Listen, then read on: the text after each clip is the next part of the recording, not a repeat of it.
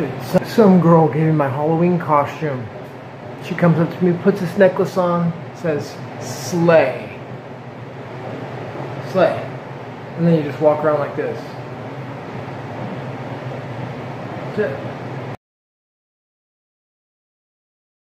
So Richard Hatter, a 59-year-old man out of Hong Kong, is a subscriber of mine on YouTube, and he's been following my precise teachings about how to get lean for the last 3 months. And he sent me some pictures, and he's looking like incredibly good. He's making a lot of progress. So he contacted me and wanted to find out exactly like what he can do to make some final adjustments to like fine-tune the body a little bit more and tighten up the, just tighten up the waistline and the stomach so the abs really show, and basically so he gets shredded, bro. So he goes to the name of Panoricity. He's out in Hong Kong, and I want to just talk about this and some strategies that I've used that have gotten me to this point, and talk a little bit more about the body. I think that will help you in your journey, if nothing else, for at least motivation for what you're doing is right. Down here at Oren Hummus, down here in Palo Alto, it is another day in paradise. Couldn't be better. Time for some hummus. I'm gonna go in there and we'll do a little talk. Way out. Not even doing it. No, it's gonna do it, man. My man, thank you so much. Yeah, put it in some ice. I'll just carry it with me in the car. Keep it nice and cold. I like this place.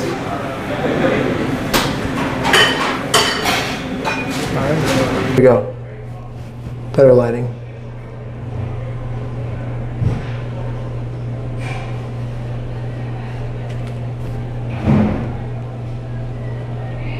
Thanks, bro. What do you do? I had to put the bread in here because the ice is in there, all right? Nice, brother. Thank you very much, man. I love this. Love you guys. Are the best, man. Thank you so much for everything, okay? Oren Hummus is the best. Cool, guys. All right, bro. We'll take care, man. You love this place, man. Dude, Oren Hummus Shop, Palo Alto. I mean, for me, it's the best. I mean, I can't say it's the best tasting because my Spartan hummus is the best tasting hummus. But it's the most nutritious hummus for sure, dude, that I've found in the way of a store-bought. And dude, I'm not even paid to promote their shop or anything. I think they're just all over Silicon Valley. But I'm not paid to talk about it. They don't have garlic in the hummus.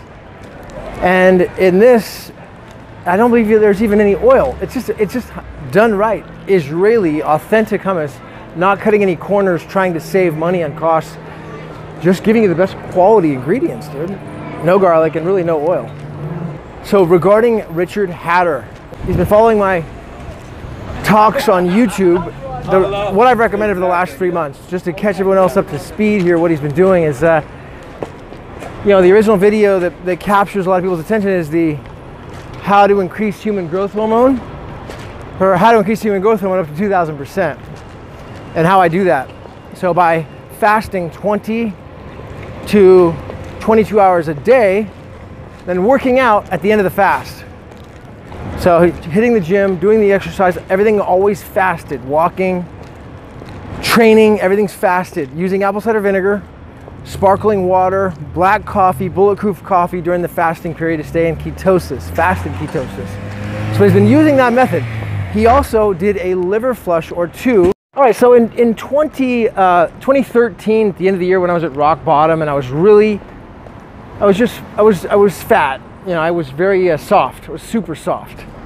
I had a little bit of muscle underneath me, but I was really soft. And I began to really try to get lean. I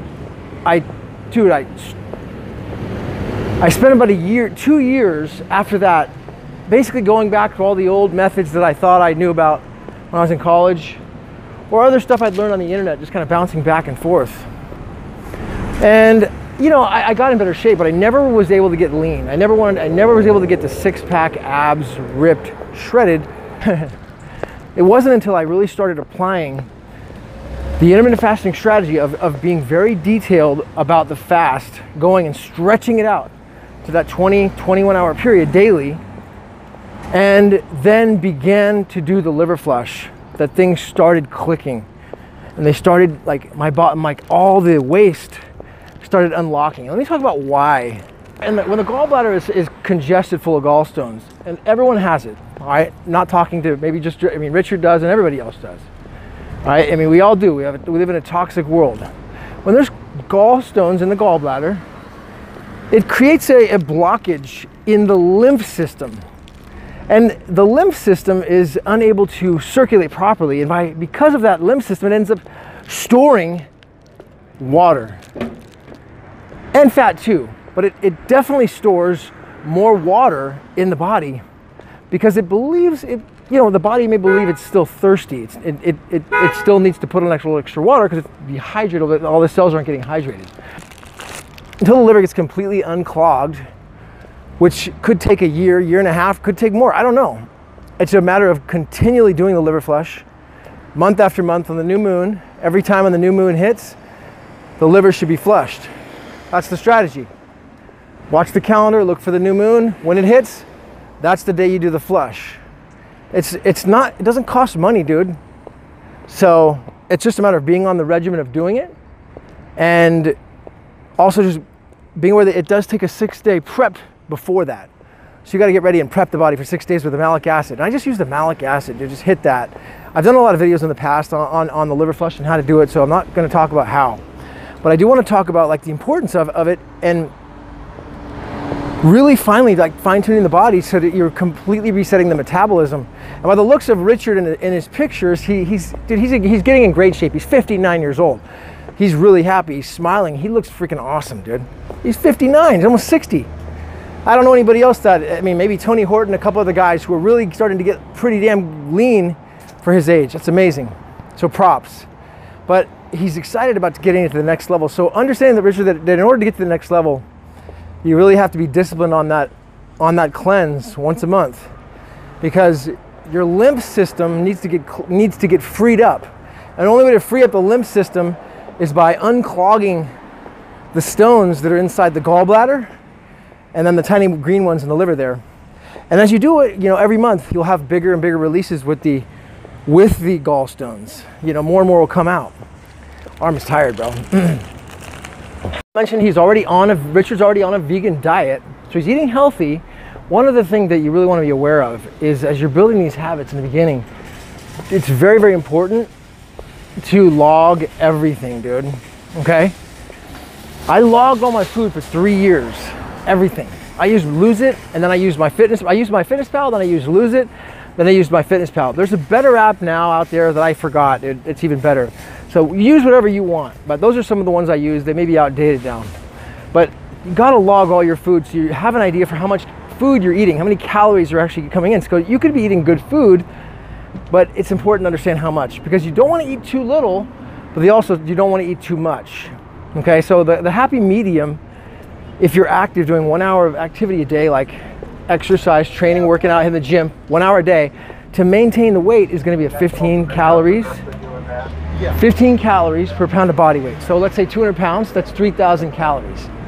That's to not lose any weight. So if you want to drop, then you gotta be going down from there. Let's say 12, as low as 12, and then never any lower than 10. Never any lower than 10 at all. So 200 pound guy, 10 calories, 2,000. You can do the math yourself. That would be the rock bottom. Now there is an exception to that. If you do 0 calories, that's okay. Going on a day, you know, if you want to eat low calories one day, you do 0. And it's okay to do like a 3-day fast every once in a while. 2 days, 3 days. Dude, it's good for you, man. It's good for you. And I usually do it during the liver flush. I prep my body and I'll do a 2-day fast as much as 3 days sometimes during that flush period. You know, you're not going to be eating food while you're flushing the stones out. In conclusion, be strict on logging what you eat. Make sure that the calories that you're putting in your body are in the right amount. You're in a deficit, you know, balance out a little bit, between 10 and 12 calorie deficit, ideally per day. Eventually, you won't have to really worry about the calories, but right now, it's a good idea to get an idea for how much food you're eating, because that could contribute to it. And secondly, being sure you're very aware on how long you're fasting, going for the 20 hours minimum, even longer, pushing it to 22 hours is highly recommended. And being disciplined on the flush, keeping it going every single month. If you do that, the next 3 months, you're just going to get better and better and better. Make sure you take pictures, Richard, or anybody else, like you've been doing, and sending me with the progress, man, because it will inspire other people in the future, bro. I gotta go. I love you. Be sure to subscribe if you haven't already. And let my hair down. It's growing long, dude. Whatever. It's a great day. Gavin Mehl coming at you. Leave a comment below. Thank you, Richard. Lastly, I got to throw this in there. I forgot to mention. Oh, dude. Oh, my gosh. Sorry, dude. The babes down here at Stanford, some of them are just a dream, bro. Just driving by some little jogger, 21 college student there. I gotta go right now though, man. I can't stop. Gotta get back to the city, bro. So Richard, dude, one more thing I forgot to mention that's very, very important, and that is drinking enough water. During the fasting period, it's important to be drinking your body weight in ounces for water. Now, if you haven't done that before, don't just go and do it, okay? Do what feels right. But working up to that, the kidneys are very, very small, very tiny. So never forget how tiny they are. They're like, I think they're like the size of like, you know, a cube of garlic or something. Very small. So never overwhelm them with too much water at once. You know, you sip the water throughout the day. So I always just carry, I mean, dude, you don't want to be meticulous about it. You carry a gallon of water with you. And you drink, and by the end of the day, you're done. I drink more than that easily. Easily. Because I'm 155, 57 pounds. So I'm going to try to drink 157 ounces. What is this? 128 in a gallon. So I drink about a gallon and a half. That's why I drink. So, you know, you want to be drinking about a gallon. Throw that out there.